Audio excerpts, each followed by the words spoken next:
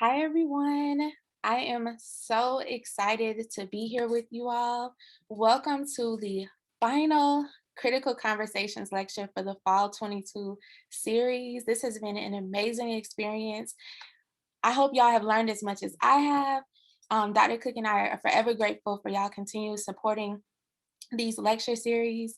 We could not have such an amazing and meaningful lecture series like Critical Conversations without the support of our community. So thank you all so much for coming and tuning in every Thursday with us. And it is our hope that you come back in the spring and join us for the Augusta Baker Diversity Lecture Series. Today, and if you don't know, I'm Sierra Harris. I am a Library and Information Science doctoral student at the University of South Carolina. I am Dr. Cook's graduate research and teaching assistant. We do all of our work together. And today I have the immense pleasure of introducing our wonderful speaker for today, Angel Truesdale. But first, I want to go into some quick Zoom housekeeping and then plug a very important event that Dr. Cook and I hope to see you at next month. So today's session will be recorded, and the recording will be sent to every registered guest at the conclusion of the session. We ask that you mute yourself during the presentation, but utilize the chat to ask questions and engage throughout. There will be a time where you will be encouraged to unmute yourself and ask questions, but talk to us. This work is meaningful and it's important, and it's important that we talk to each other and collaborate and learn from each other. So engage with us throughout the chat during the whole presentation. And to plug our event on Saturday, November 19th, I'm so excited to share that Dr. Cook and I will be facilitating the first ever Let's Talk Race Having Purposeful Community Conversations Conference at Richland Library, Maine in Columbia, South Carolina. This free conference will focus on helping library and information science students, professionals, and the community to become catalysts of social justice and DEI in their respective institutions. The conference offers a lot of things, with some of the highlights that I want to share. We'll be having a structured lunch and learn that will highlight the importance of oral histories when working with marginalized groups, research lightning rounds that highlight the work of incredible DEI changemakers, a keynote address, and a moderated panel. And our keynote speaker is Dr. Meredith Clark, the Dr. Meredith Clark. We're so excited to be flying her in for this conference. We'll have reflective activities that ensure that your work is action-based and non-performative. One of them being a replay of a So You Want to Talk About Race with the author of that title. So it's really important and free to attend, and you get a book and you get to meet her and all that great stuff. So like I said, the conference is free to attend. We will feed you. If you like me, that's important. We will feed you, but you must register. And after I get done talking, I will drop the link in the chat. So we hope to see you all there. But let's get into why you're really here. I get to introduce you to my friend and former colleague, Angel Truesdale. But I think it's important to say that as a librarian, and as we all know in this field, there are people and experiences that change the trajectory of your career, whether it's a really great program, a family that you get to work with, or an amazing library person that you get the opportunity to meet and know. And for me, Angel was that person. Her vulnerability, her courage, her brain period really changed the trajectory of my career when I was a young librarian. I think even before I became a librarian, to see someone as fearless as she was, as dedicated, and who loved the community the way that she does so unapologetically, it makes you feel so confident that you can do the same kind of work that she does. I admire Angel on so many levels, and I'm just so excited for y'all to have the opportunity to meet someone who cares about this kind of work and cares about the community and cares about us as Black and brown people as much as she does. So let's get into it. Angel Truesdale is the social sciences and business librarian at the University of North Carolina at Charlotte. She formerly worked for Charlotte-Mecklenburg Library. At UNC Charlotte, Angel works with the business college in addition to the psychology and organizational science departments for research and library instruction. While at CML, Angel received her master's in library and information science from San Jose State University and worked on projects dealing with digital literacy, reference, and film series programming focused on the Black experience. That music that we were playing, I don't know if y'all know that, but that was Dr. Maya Angelou. Who knew she did calypso music at one point? But Angel taught me that. So I felt like it was only fitting to share that with you all. She is also a board member of the Charlotte Film Society and enjoys learning about somatic storytelling, also as a narrative tool, the documentary practice, and the undervalued voices in cinema. Angel's other interests include facilitation, technology, entrepreneurship, and critical librarianship. You all are really in for a treat. Let's all welcome the Angel Truesdale. Oh my gosh, Miss Harris, Sierra, thank you so much. I cannot follow that introduction. Wow. Thank you everyone for being here today. Like she said, I'm Angel Truesdale. Let me get my screen set up. Okay. All right, we're good to go there. Okay, I'm gonna push y'all over here. All right. So, hi, my name is Angel, and I've experienced racism in the workplace while doing diversity work. So I'm going to let that sit for a second. My pronouns are she, her, hers, and I want to acknowledge the people in the land on which I'm presenting from, the Catawba, Shira, Sugaree, Wateree, and Waxhaw people's traditional homelands. So why this topic? Why this framing? Because capitalism. Simply because I believe it should be viewed as work and not as simply a passion or calling. Some of us know the concept of vocational awe, which I want to highlight here because labor as in hard work, labor as an exhausting considerable effort, labor as in burnout, and as an emotional exhaustion. I really want to highlight for us today how much this can affect individuals and how we can move on from that and be the best we can in our workplaces and in our own lives. So, vocational awe. I know many of you have maybe heard of this concept before, but I wanted to present this at the beginning as a frame for us. Fobazi Itar, she describes this as a set of ideas, values, and assumptions librarians have about themselves and the profession that result in notions that libraries as institutions are inherently good, sacred notions, and therefore beyond critique. I definitely want to encourage everyone to go back if you've already read this or read it again or read it for the first time because I think that there's a lot of themes in here that I wish I could just sit here and read the entire article to you. But themes of burnout, low salary, libraries as democratic institutions, and more. And some of that I actually will refer to today in my presentation. I also want to acknowledge emotional and invisible labor, which I actually kind of grabbed from Dr. Kawana Bright's article, or actually the book chapter she has in Pushing the Margins. A Woman's Work is Never Done, Intersectionality, Emotional and Invisible Labor in Reference and Information Work. So, emotional labor is the work employees often do to express organizationally expected or prescribed emotions, rather than those that may actually be felt. Women are more impacted by emotional labor, and invisible labor focuses on additional work expectations that women and people of color are often taxed with. Women or faculty of color are being asked to dedicate more time to service commitments related to diversity than to teaching and research work. The lack of support from our supervisors and our institutions contributes to our marginalization and breeds discrimination. Both vocational awe and emotional label depicts a huge part of my story and how I was once naive about libraries and my role in this profession. And so now I have a sense of self that has helped me stay in this field, and I'm hopefully going to show you what has helped me and what has kind of brought me back to presenting this information today. So I just want to tell you a little bit more about me. So again, thank you, Sierra, for reading that amazing biography and that what almost made me cry introduction about me inspiring you. This is what we're all here for. This is what we should be here for, is to inspire each other to do this work and to continue to do this work if it works for us. So I want to say that this is my personal narrative, that I want to be in conversation with you all here today, that I want this to be a true critical conversation about what diversity work can mean for you. Um, and so my hope is that you're inspired by my words to do the work, but be critical in how that looks for you as an individual.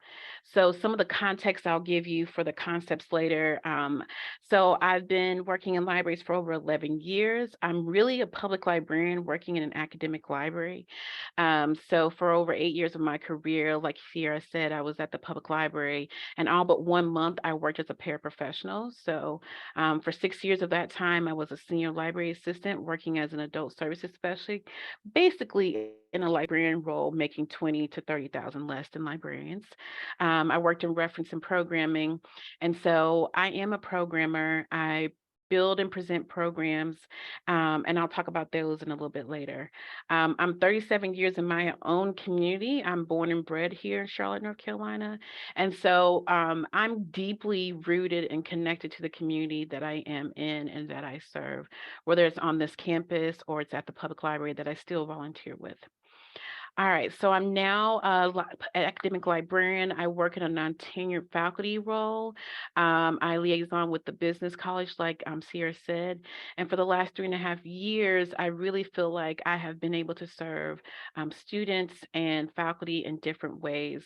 And I've even been able to reflect a lot on my public librarian time and still feel connected to all of the communities that surround or in my city.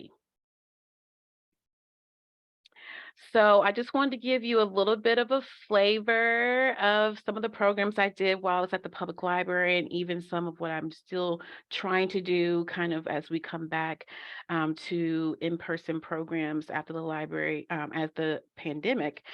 So Scenes of a Black Woman was one of my very first film series that I did, where we took films that featured Black women as the main character and was made by a Black filmmaker. That was hard, y'all. That was really hard to find films that not only featured Black women as the main character, but that was also made by a Black filmmaker. That was my criteria. We did this Black History Fridays at Maine, Black Fridays at Maine, where that was actually film screenings, theater poetry. Shout out to my friend Amanda, who helped actually facilitate one of the programs in that. Um, and so that was a nice series we did for One Black History Month. Another film series that I did was The Vulnerable Black Man, where we looked at vulnerability in relation to masculinity and what that meant in turn for Black men moving through this world. So we chose some films, again, all by Black filmmakers that had that piece in it that we could then talk toward after. So all of the film series, we had facilitated discussions afterward. I started off doing them. Some of my colleagues at the library did, and we even started to bring in some of the other community folks, people from the local African American and Black Culture Museum, people who felt like they had a personal connection to the film. And so it was really great to be able to have these film series. And I did not do them alone. Some of the uh, the images you see in front of you, so sorry, were actually created by my community of librarians. And some of, like I said, the facilitation after the conversation we had after the films, after the programs were facilitated and moderated by community members. So that leads me to On the Table Charlotte, which actually was a national program or initiative that was brought local to Charlotte. And that's where I started to do a lot of facilitation. Group small group facilitation around certain topics. And I really have a passion and a love for doing that type of work, whether it's in the workplace or outside. And then digital literacy. I'm really big on a big advocate for everyone being able to use a mobile device and other technology so that they can live fulfilled lives. So, I talked about the programs. Here's a few more that I did. So we have the Race, Power, and Democracy film series I'll get into a little bit later. View the Right Thing actually was a complete collaborative effort that was actually highlighting Spike Lee and some of his contemporaries and people he mentored into making Black American film. And during the pandemic, I did Black Women and Democracy, just like kind of a two-part series virtually virtually to talk about how Black women have engaged in the political process. I've also done community conversations. I talked a little bit about that, digital literacy along with workforce development. And in 2017, I I helped lead a Black Lives Matter display. So when I was first thinking about this presentation, I was kind of ruminating on talk about the good and the bad of diversity work. There is so much good, but the profession is not without fault. There is bad. So the hardest time I've had in my career, I was one semester away from graduating with my MLIS, and I was told to take down.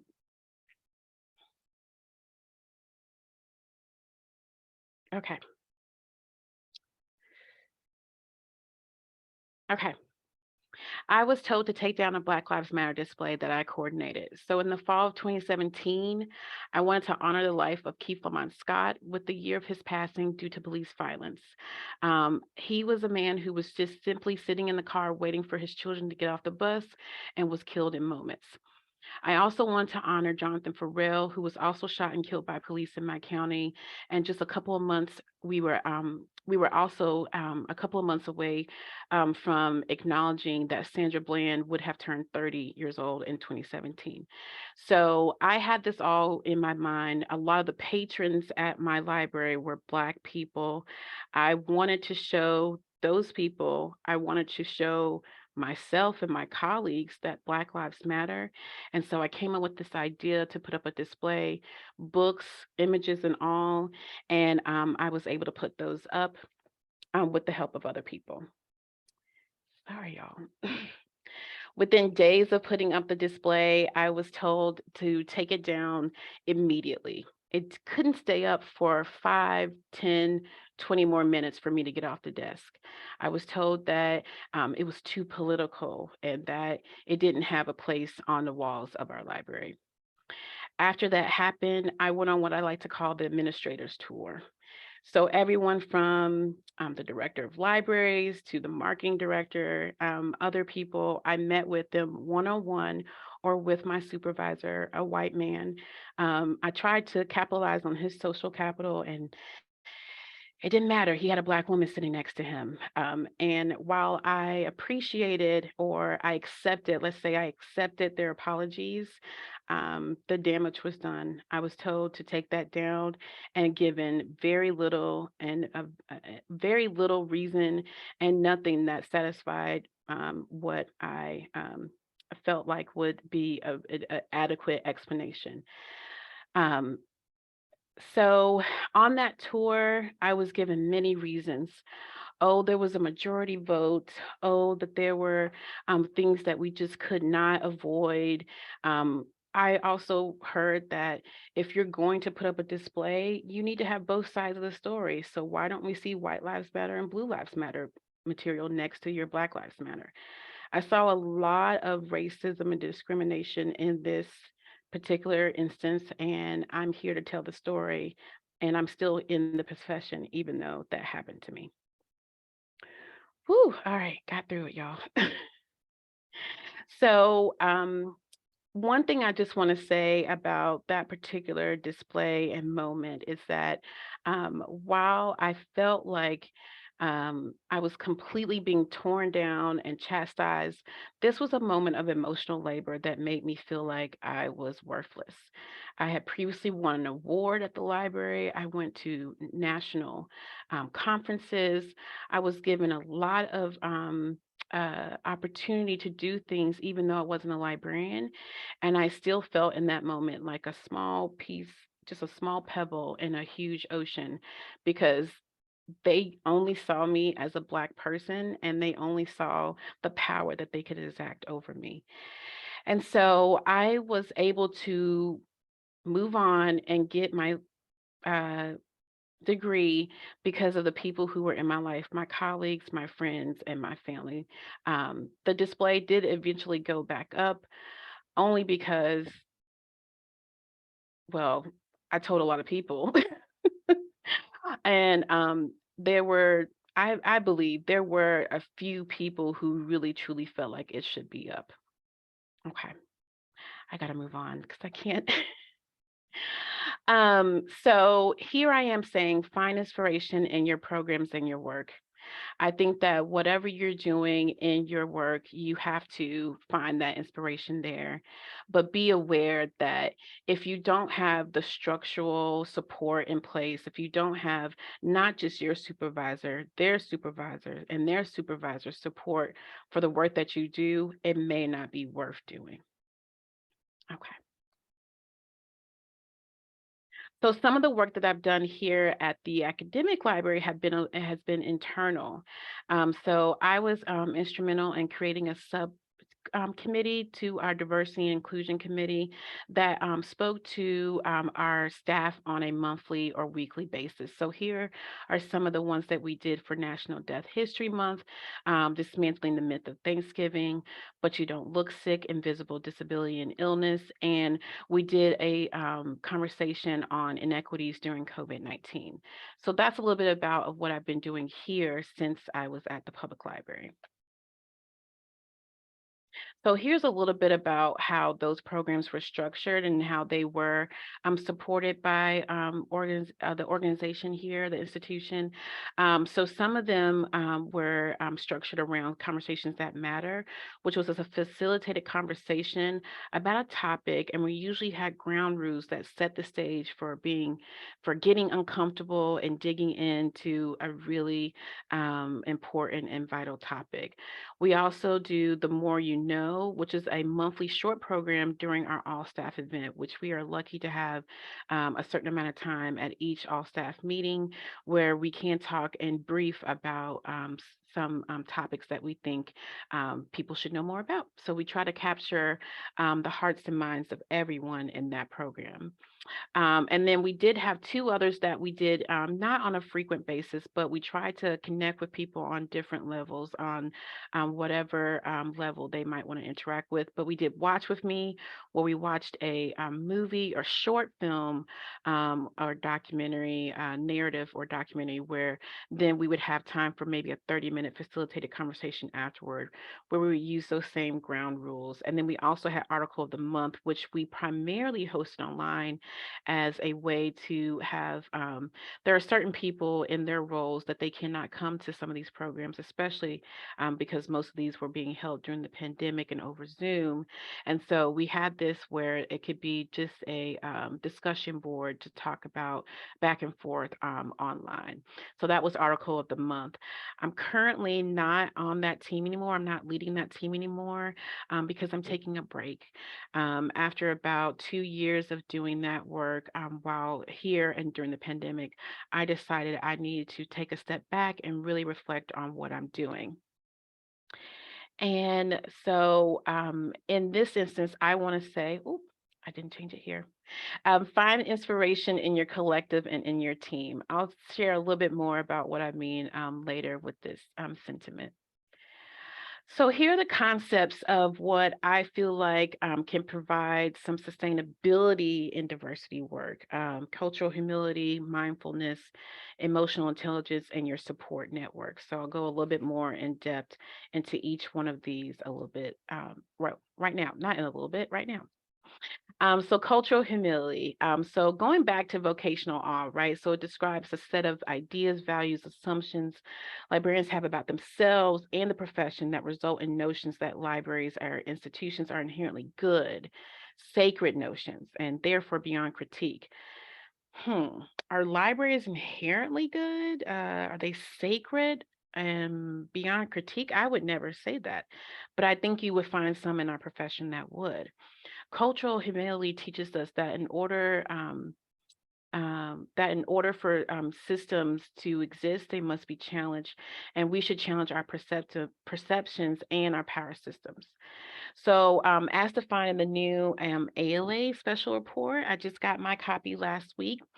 Cultural humility is an approach that involves an awareness of and a commitment to redressing power imbalances, a practice of honest and non defensive self reflection, and an orientation toward the other person that accepts and and appreciates their perspective on how important their culture and identities are in any given context and interaction.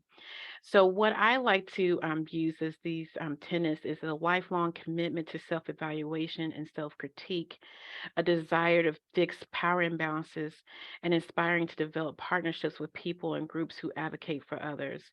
I really feel like for me, and again, this is my personal narrative, cultural humility helps me to move forward and think about what I want to do in my work, especially as it relates to my identities intersecting or not. And I feel like this is something that it isn't a destination. We're not just going to get there and we high five each other and we're like, this is it. Diversity work and equity, inclusion, accessibility, all of the above is work that we should be committed to doing lifelong, and we should do it in a way that's sustainable. All right. So I also believe in building communities. So I talked a little bit earlier. I gave a shout out to a couple of people, Sierra being one of them, Amanda, my other colleague, Detrice. So many people have made it so that I could make it here today and talk to you about this. Um, I feel like if you build your community, build your collective, the people and the resources that will help you carry the weight, it will feel much better. Having people to your left and your right actually really helps you further get into this work and be able to sustain yourself while doing it. This work can be fulfilling, but when it gets challenging, having those people with an expressed interest to support each other helps. If you see discrimination in your workplaces, speak up, support the person, and at the very least, even consider some direct action in the situation, intervention and prevention. This is where you go above and beyond with interventions. A lot of us, especially those of us who have our marginalized or intentionally excluded identities and communities, and we're part of those communities, we're tired. And we see liberation as one of the goalposts of those things that we want to aspire to. But these oppressive systems make it seem like that is so far away. So I feel like in library and information science spaces, we have so far to go. But if everyone is willing to show up and the predominant class makes some sacrifices, we can move the needle. All right. I also love thinking about and sharing how I use mindfulness to help me get through not just an initiative or a project, but everyday life. I believe that mindfulness for this is my definition is about believing in yourself. I do this through meditation and breath work, affirmations, self reflective writing, visualizations, sensory activities, and more. And I actually want everyone to join me in some breath work really quickly, if you don't mind. This is called square or box breathing. And so, what you'll do, so I can model it for you, you'll breathe in for 4 counts, hold it for 4 counts, breathe out for 4 counts, and then hold it for 4 counts. So we're making a square or a box with our breathing. So we're just going to do this twice, and then we'll come back. If you are not interested, please just wait for us to finish. So let's start. Breathe in, 2, 3, 4. Hold, 2, 3, 4. Out, 2, 3, 4. Hold, 2, 3, 4. Let's do it one more time. This is already getting me, it's making me feel better. All right. Breathe in, 2, 3, 4. Hold, 2, 3, 4. Out, 2, 3, 4. Hold, 2, 3, 4. That one I do every day, almost all day. If I just need a moment of reflection, if I need to just come out of a situation, if I just really need to take a step back. Um, at that kind of low moment when things were really hectic and I was bouncing from administrator to administrator's office, I didn't take a moment to breathe for myself. I didn't take a moment to really think about how this was affecting me because if I had, I would not have gone to, I think there were 6 or 7 people's off. I would have stopped because there was nothing that they could tell me that would make it okay, all right, or there was nothing they could do to say that they were sorry enough. Okay, so mindfulness. All right, and let's just end a little bit. I have a couple more things, but I just want to end on emotional intelligence. I have found that emotional intelligence has kind of helped me move forward. It's kind of helped me make sure that I'm making the best decisions for myself, but it also helps me to hold other people accountable. So I became aware of emotional intelligence or EQ during that tour of administrators. I wanted to understand myself better and normalize self care. And I really felt like I really wasn't doing anything of that. I was just on my grind, on the hustle, doing things one after another, and this completely stopped me in my tracks and really threw me for a loop. So the discrimination kind of put me in this emotional turmoil that I really wasn't recovering from, even though I was trying to start and do some self care techniques. So the definition, I found this in an article that was really great: Emotional Intelligence as a Form of Healing and Resistance for Black Workers by journalist Tome Akatunde. She quotes Christina Blackman, a storyteller, in there saying, emotional intelligence is really being aware of how emotions affect your own beliefs and behaviors and other people's beliefs and behaviors. Christina Blackman, she was the founder of a storytelling platform, New Quo. And it falls under 4 categories, she says: self awareness, self management, social awareness, so how your emotions and your behaviors are affecting other people, and relationship management. Are you able to persuade and lead others? Akatunde goes further to describe code switching and the ability of Black people to navigate our professional lives while dealing with racial terror in the media and in our lives as EQ: receiving the talk, adjusting our mannerisms, favoring standard English over African American vernacular English, working twice as hard to get half as far. I know some of you have heard that, have walked that in your life. Akatunde asserts that being Black has been stigmatized and that navigating being Black in largely white spaces, which many knowledge workspaces, LIS, typically are, requires a type of performance that erases or flattens your identity. Whew, let's kind of sit with that for a second. It erases and flattens your identity to be able to have to put on another face when you walk into a workplace sometimes. Black people and other excluded identities often have to contort themselves into what is perceived to be right and not what is a right way to live your life. And yet we still experience racism. It didn't matter that I did everything a librarian did and more while making $20,000 left. It didn't matter that I won an award. It didn't matter that I talked about how great the system was on a national stage. I was still just a Black person who didn't know her place. So it's no wonder that many of us burn out and turn away from this work and feel hopeless and powerless and even leave the profession altogether. We are exhausted. Diversity work is just existing for some of us, BIPOC, B BIPOC, Black, Indigenous, people of color, queer, disabled persons. We are exhausted. So Akatunde further quotes Black and says, a lot of the inequity we have in this world is fueled by low EQ. People who only revere their fear and self preservation to an extreme, who aren't able to empathize and understand other people, are motivated to be inequitable because they think it's going to protect them when in fact it just causes a systems breakdown. I found this to be true with some of the comments and sentiments after some of the staff presentations I had here.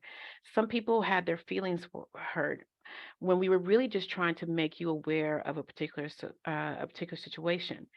A lot of this work is about awareness, and I didn't do anything to call out any individual, and yet they were still affected enough to make a comment that made them feel as if they were personally attacked.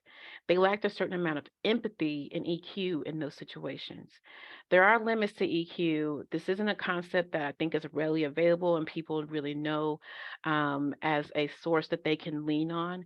But the way I found it to help me is to be reflective of myself and what I'm doing. So that goes back to cultural humility and kind of making sure that I'm getting or I'm doing the right thing for myself, and that in turn will be the right thing for others. Um, so, um, what I'm trying to say is that I'm tapping into my empathy and awareness, and that knowing yourself and society well enough to move you through life, especially professional life. And I didn't want to. I want to end on this. I want everyone to extend all the grace that they can to themselves and to others. All right. So this all kind of culminates into something I'm still developing, still working out. It's something I thought about earlier this year, but kind of an equity sustainability plan for myself as an individual and any projects that I work on that I consider diversity work. Now I know I can control how much of my passion and my emotional labor to give, and I'm fully recognizing right now that I'm not doing as much of the work that I want to because I'm taking a much needed break. So for this plan, I think a lot of self-reflection, a lot of self-reflective work. Doing a climate assessment, like what is your workplace like? Do you have institutional administrative support? If not, maybe doing the work in your workplace is not what will sustain you or will fulfill you. Maybe volunteering might do that. Connecting with someone at a sister organization, something like that, because I do believe you should build out your collective in order to do this. So make a program plan for the year, and if anything comes up, take away something or ask someone in your collective to cover it. So have a backup. Create a plan of what you are willing to do and what you will say no to, and what saying no looks like. For the things you are committing to, what safeguards you have in place. Again, how will administration and your institution support the initiative? I think you need to look for clear and direct measures. It's not, yeah, go do this thing. I think that's a good idea. It's, if I do a display on Black Lives Matter, will you support this with your full heart or full might? Maybe not your full heart. um, and also, I was inspired by Sierra when we spoke recently to set boundaries for yourself. Don't take every opportunity just because you're like, oh, this sounds like a good idea. I think this is really something I want to do. And be deliberate about your time and energy. Again, go back and use some self reflection. I think this all goes back into what renews us, what restores us, what brings us into a place where we feel like we can be our full, whole selves and bring us back to when we can do this work and we don't have to take breaks. Um, or take prolonged breaks. We should still take breaks. Um, Okay. I will just end on going forward. I feel like everything that I've talked about today hopefully inspires you to do cultural work. I hope that it inspires you to be in your community more. Look around you. Who are the people who are your colleagues, who are your communities, um, and to make those connections and really build on what those people, what you want, what's intersecting. Also, accountability and intention. That accountability piece should come from anybody who is a manager or supervisor or an administrator. We need to have some clear intentions and goals when we do this. And then I just want to show my slides with my sites. The only thing that isn't explicitly from a Black woman here is the last one on cultural humility, but I do want to say cite Black women any and every chance you get. All right, I'll end there. Thanks, everyone. So beautiful, Angel. So beautiful. So we did have a couple questions in the chat, and I also want to encourage people to raise your hand so we can invite you in this space so you can ask questions too. But your first question, oh, your first one I say was just a really nice comment that I thought you need to hear. Ariana said, not only are the slides gorgeous and easy to follow, the citation practice is really helpful to see. So I thought you would appreciate that one. Thank you so much. I do appreciate it. Okay, someone asked you, this is very emotional work, which you've talked about. How else do you de stress? Like, what do you do on a day to day? Well, day to day, I will say some of the mindfulness stuff. I'm big on meditation and doing some breath work. I also just, for me, talking about this, being vulnerable is actually kind of, I think a lot of people say, that's their love language. That's talking about this work and talking about what we're doing, having a board off, talking to anybody. I will talk to you. As you can tell, I do talk. I had probably a page more of notes, y'all, I could have said on certain parts, but talking about it helps me. That's what helps me. And then just finding little bits of joy. I was thinking about this the other day. Me and my mom both love blowing bubbles. And I've told people this many times during the pandemic. And every chance we get, if we see that we have some type of bubble maker or something, we are outside blowing bubbles. It is just a really kiddie thing that we love to do. So things like that, whatever your joy is, find it and do it. And if your joy stops being your joy, do something else. I blame all the story time people for my love of bubbles, by the way. Storytellers. It's Yes, I on you. used to do story time, so I am a bubble girl. Let's see. Michelle wrote, this is really useful to hear your story and your insights. I'm curious what community slash people you were speaking out to so that you had the right mix of change to support your display, so your Black Lives Matter display. Like, were they administrators and other parts of the organization?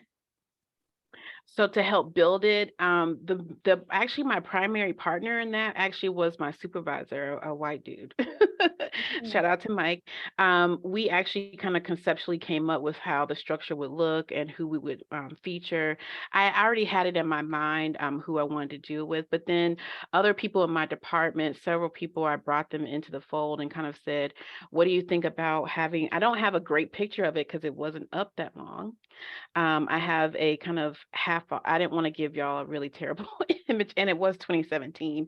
I we were able to group certain kind of memorials to certain people in certain places. But really, what I leaned on, like I said, my main partner was my supervisor because I didn't want him to not be involved at all. I didn't want him to just be like, all right, check, we are doing this, but I also leaned on two of my Black women colleagues that are kind of like were and still are kind of my best friends in the building at the time to be like, am I seeing this correctly? I want one thing I will say because it did focus on a lot of Black men. I wish I did have anyone that I could have drawn on. And I did talk to a few that worked in the library and some of my patrons, of course. Some of them were there and could see it. But for the most part, it was just kind of like the four or so of us who did that together. But I have learned I involve many more people in the things that I do now. beautiful.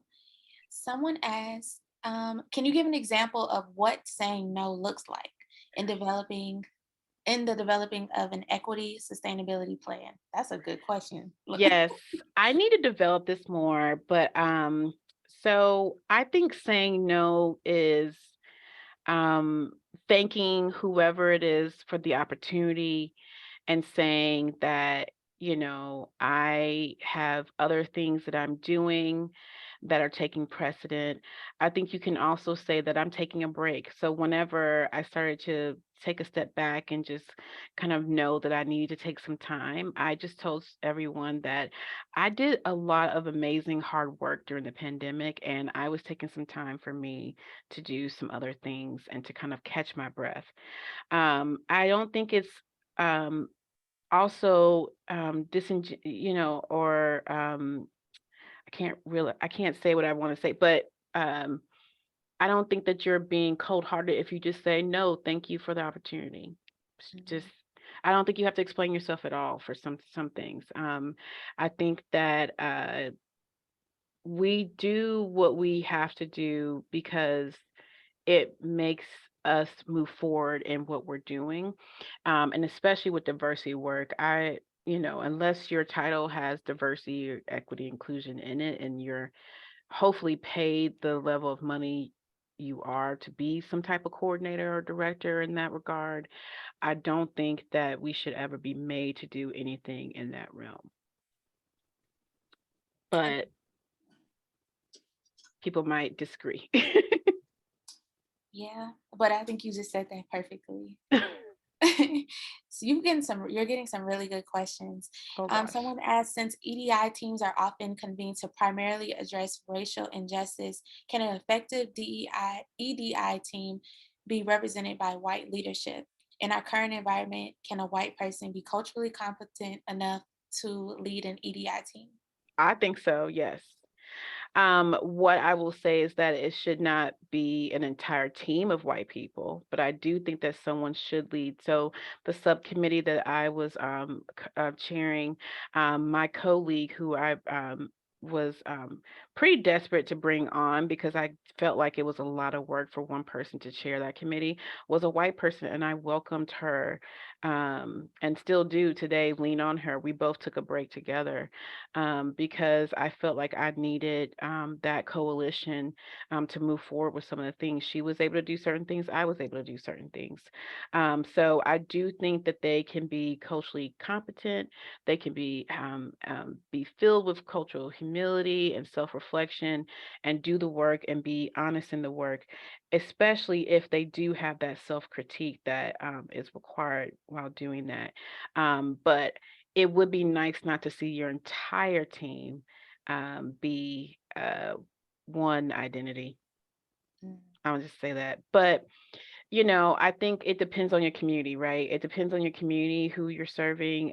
You may not find that there are many diverse individuals in your community that you can rely on. I also don't think you need to pull those people in just because they are diverse. So it just depends. It depends on what you're doing and why you're doing it, and if you have the right intentions when you're doing it. So set those early and often. Description, goals, objectives, ground rules, set those early. That way you can hold this up as a piece of paper and say, you know what, this is what we are doing, this is what we're about. And it's not just kind of ambiguous and kind of out there floating in the ether. beautiful. Your next question: do you have any advice on dealing with institutional injuries one has sustained? Sometimes leaving the institution just isn't possible. Yeah. Um, if y'all saw earlier, I didn't realize it till probably recently. I still have some trauma. I still can't talk about this and be completely okay, even though I'm several years removed and another institution away.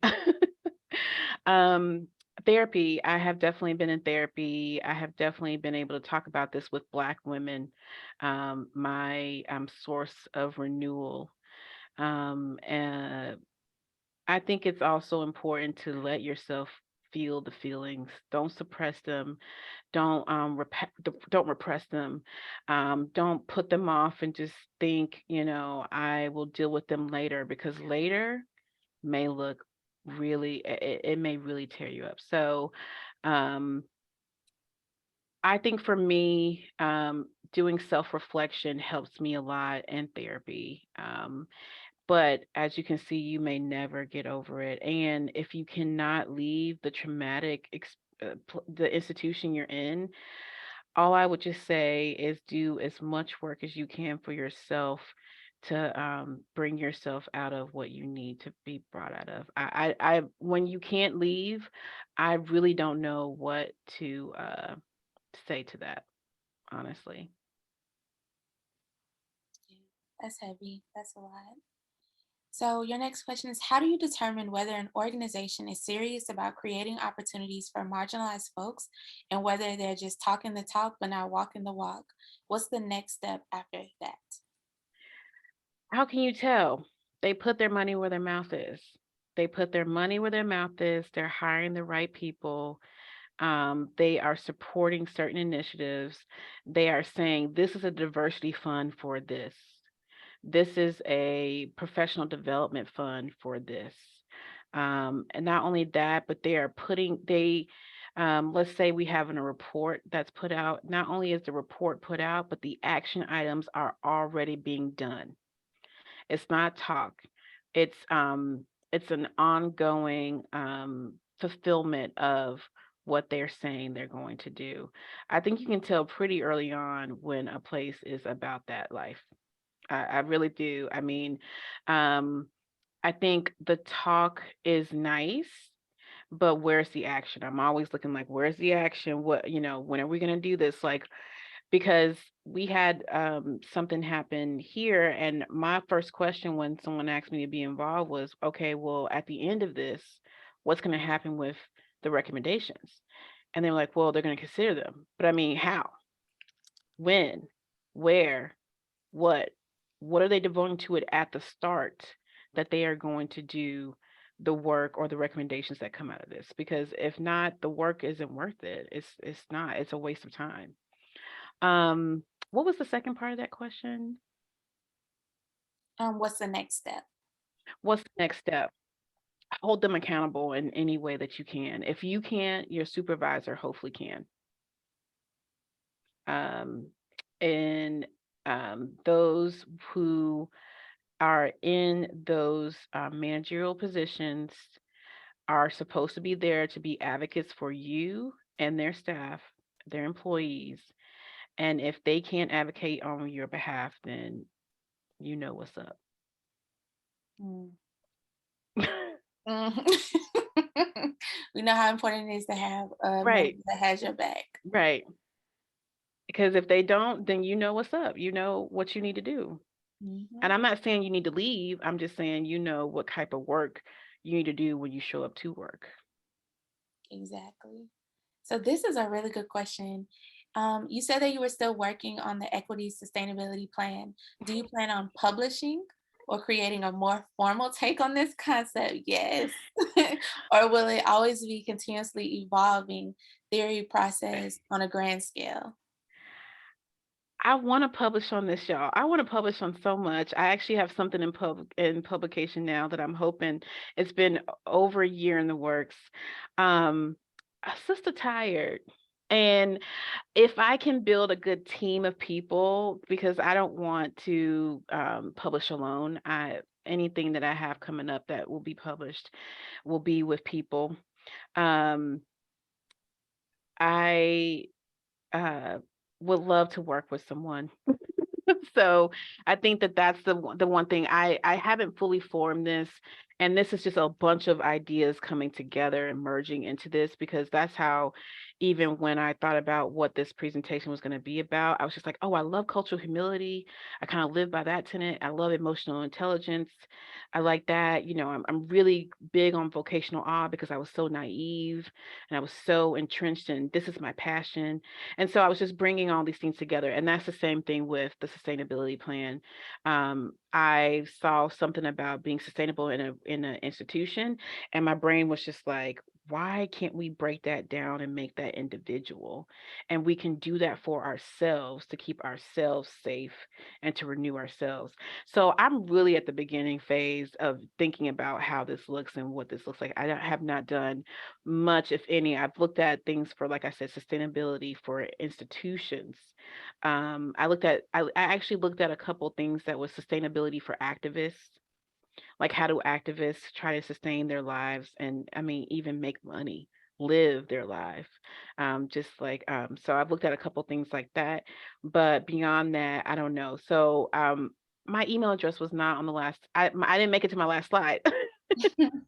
But I will drop my email address into the chat so that everybody can see it because my chat is like 80 people strong. I didn't read it since the beginning, so I'm gonna drop my email in the chat, y'all. Caitlin wrote to you, congratulations on publishing. I know that's right, Caitlin. Speaking into existence. Trying. You sound like me. I know it.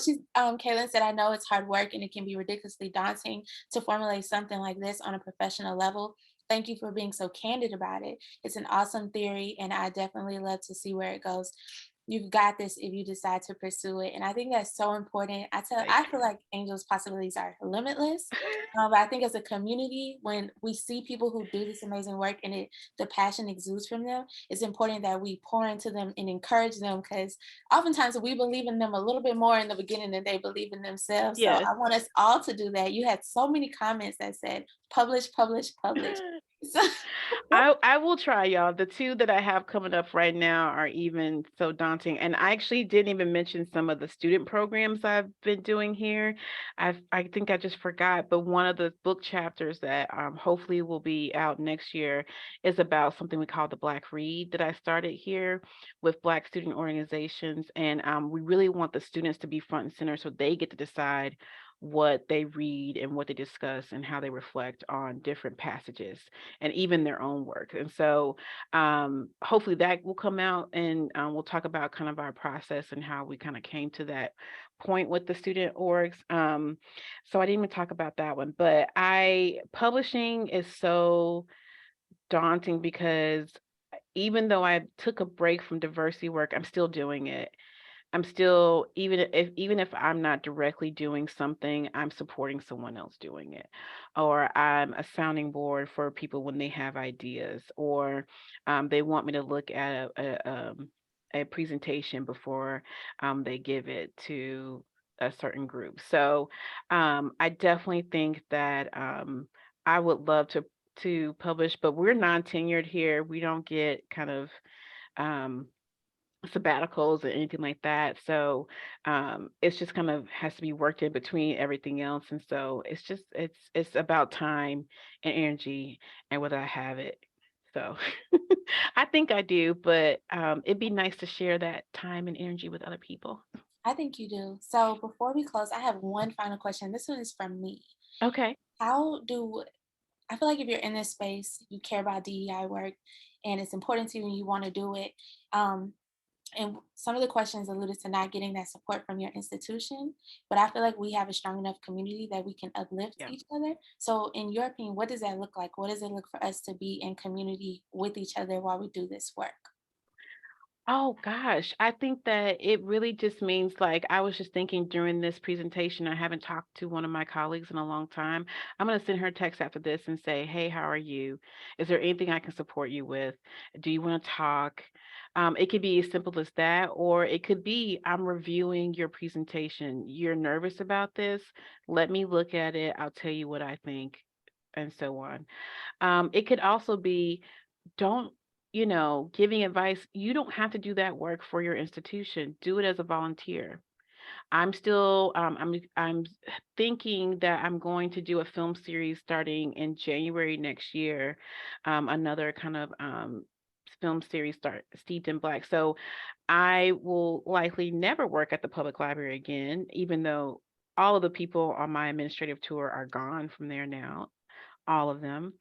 um all um but uh I still will volunteer because the community is what matters. The community is what matters. And so how else does that look like? It looks like showing up to their programs.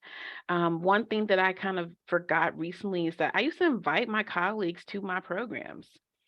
Sierra showed up to a film series, a film that I was showing one time. That's how she heard that calypso music from Dr. Maya Angelou.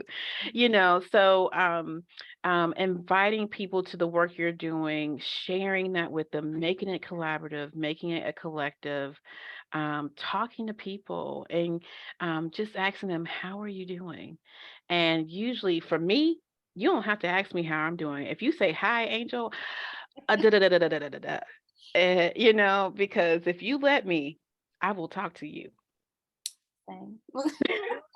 That's why we get along so well. Well, Yes. Angel, I want to thank you. This has been amazing, Okay. amazing. Um, Thank you.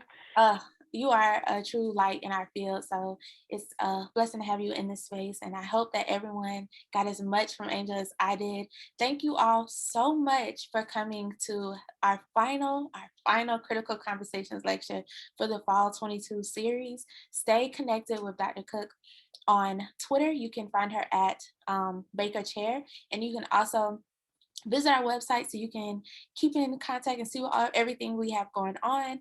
Our next lecture series begins in the spring, and I'm sending the link to the Let's Talk Race conference again. If you're driving distance or if you want to fly to come see the beautiful state of South Carolina to come to this free conference on November 19th at Richland Library, Maine, we would love to see you there. Thank you for all that you do. Thank you, Angel. Thank you, everyone. Of We did course. it, y'all. We did amazing series. So proud of y'all. Keep working and let's be in community with each other. Yes. Thank you. Bye. Thanks, everyone. Thank you, Sierra. No problem. All right, friend. I will see you later. Okay. Thank you.